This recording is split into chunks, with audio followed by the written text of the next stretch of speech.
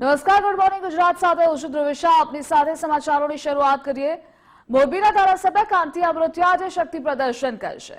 સમર્થકો સાથે કાંતિ અમૃતિયાએ ગાંધીનગર પહોંચશે. કાંતિ અમૃતિયાની ગુજરાત ફર્સ્ટ સાથે વાતચીત. 150 કારના કાફલા સાથે ગાંધીનગર તેઓ પહોંચશે. ગાંધીનગર પહોંચીને ગોપાલ ઇટાલિયાની રાહ જોશે. ગોપાલ ઇટાલિયા નહીં આવે તો રાજીનામું નહીં આપે. ઇટાલિયા અને અમૃતિયા વચ્ચે ચૂંટણી લડવા માટે વાક યુદ્ધ થયું હતું. બંને એમએલએ પદેથી રાજીનામું આપવા પડકાર ફેંક્યો હતો.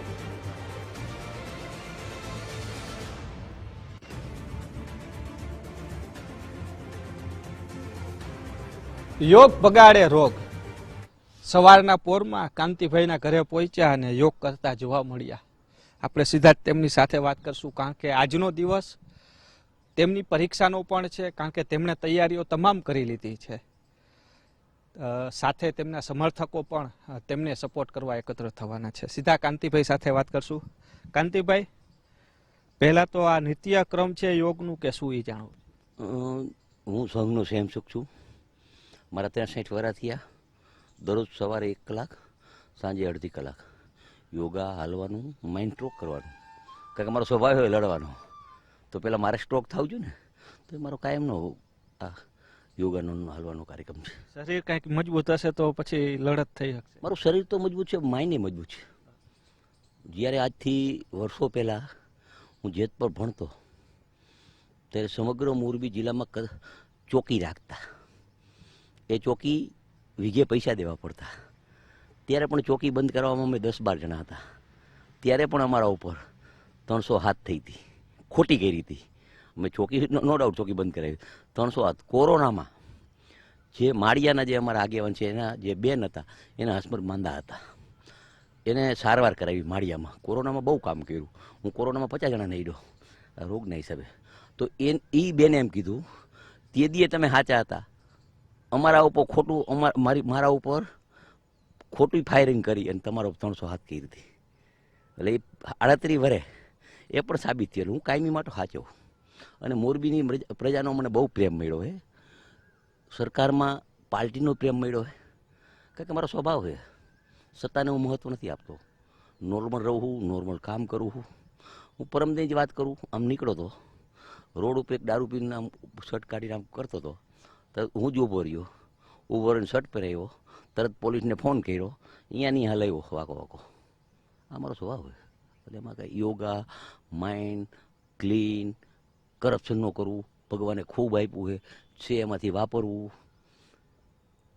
આજે એક મહત્વનો દિવસ કાંતિભાઈ, ગાંધીનગર કૂચ કરવાના છો. જે રીતના પડકાર એકાબીજાનો સામે, આજની શું તૈયાર?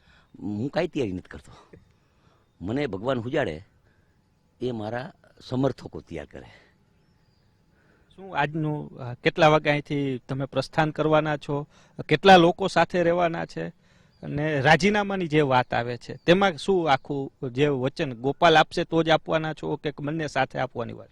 એ હું અહીંયા જઈને કહીશ શું કરવું એ. કારણ કે તેલ જેવું તેલની ધાર. મારા પેટમાં તેલ રેણાનું છે ને, મને નથી દુખતું. અહીંયા જઈને હું કહીશ જે કહેવાનું. બાકી અત્યારે જે હું જઉં છું ને, એ મને કાંઈ આપે જોયું. હું કસરત કરતો હતો, ફોન બંધ છે. કાલનો પર્યાવરણનો કાર્યક્રમ હતો, 5000 માણસો હતા. એટલે મારા કાર્યકર્તાએ જે આયોજન કર્યું છે ને, એમાં મારે જવાનું. મેં એક વિચાર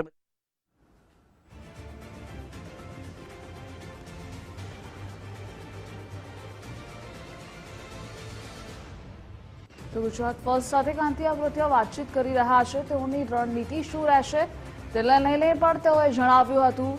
તો ચૂંટણી લડવા માટે આ વાક યુદ્ધ કે છેલ્લા ઘણા સમયથી ચાલી રહ્યું છે. અને આ મુદ્દે આપણી સાથે સંવાદદાતા રહીમ જોડાયેલા છે. રહીમ, મોરબીના ધારાસભ્ય કાંતિ અમૃતિયા આજે શક્તિ પ્રદર્શન કરવાના છે. આપ તેમના સમર્થકો સાથે હોય તો તેઓ શું કહી રહ્યા છે તે જણાવશો? ચોક્કસપણે ધ્રુવિશા, સીધા જ દ્રશ્યો બતાવીશ. થોડી વારમાં જ તેઓ અહીંથી રવાના થવાના છે ગાંધીનગર ખાતે. ને જે અત્યારે જોઈ રહ્યા છો તમે, જે દ્રશ્યો છે મહિલાઓ સાથે 150 કારનો કાફલો છે તે અહીંથી રવાના થવાના છે. ને થોડી વારની અંદર જ કાંતિ અમૃતિયા છે તે અહીં પહોંચશે.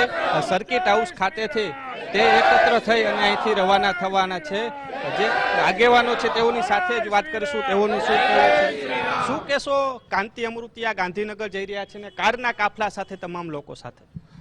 જે અમારા મોરબી 65ના ધારાસભ્ય શ્રી કાંતિભાઈ અમૃતિયાને ગોપાલ ઇટાલિયા જેમને ચેલેન્જ આપી હતી કે આપણે સોમવારે જઈ અને આપણે બંને રાજીનામું આપી અને આપણે બંને આપણા જે અત્યારે વિસાવદરમાં થઈ છે એવી આખા ગુજરાતમાં કરી, તો અમારા ધારાસભ્યશ્રીએ જેમ ચેલેન્જ કરી એમ ગોપાલભાઈએ ચેલેન્જ સ્વીકારી. હવે આજ જોઈ છીએ અમારા ધારાસભ્યશ્રીએ અત્યારે અમારા મોરબીના બધા કાર્યકર્તા સાથે ગાંધીનગર જઈ રાજીનામું આપવા જઈ છીએ.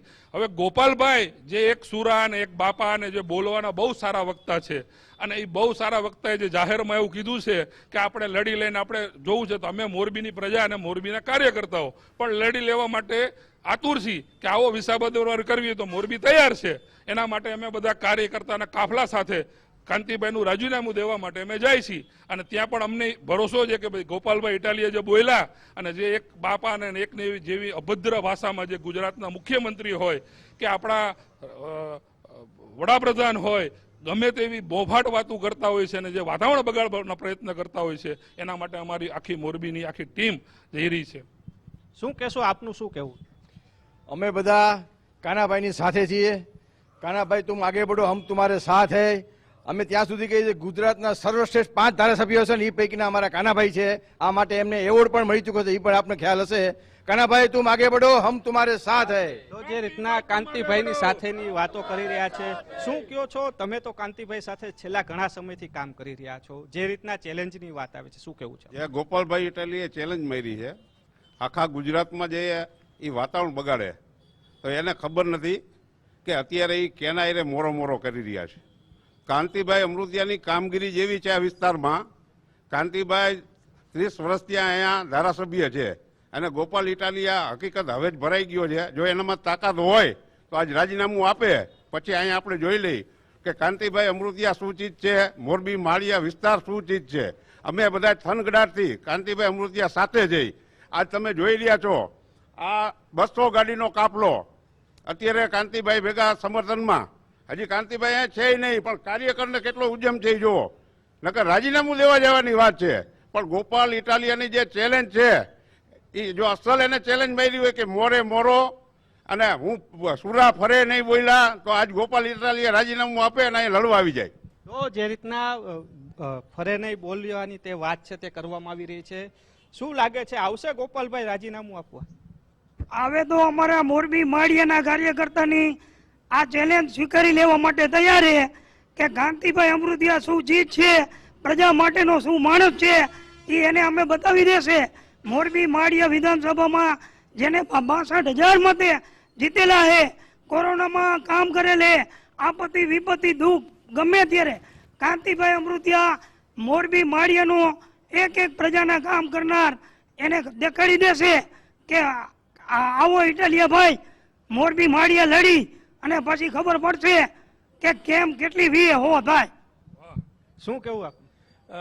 ગોપાલભાઈ ઇટાલિયા ઈટુના ઢગલા ઉપર બેઠા બેઠા બોલ્યા હતા કે સુરા બોયલા ફરે નહીં. ગોપાલભાઈને ખબર નથી આ કાંતિભાઈ અમૃતિયા છે. કાંતિભાઈ અમૃતિયા જે બોલે નહીં કરી બતાવે.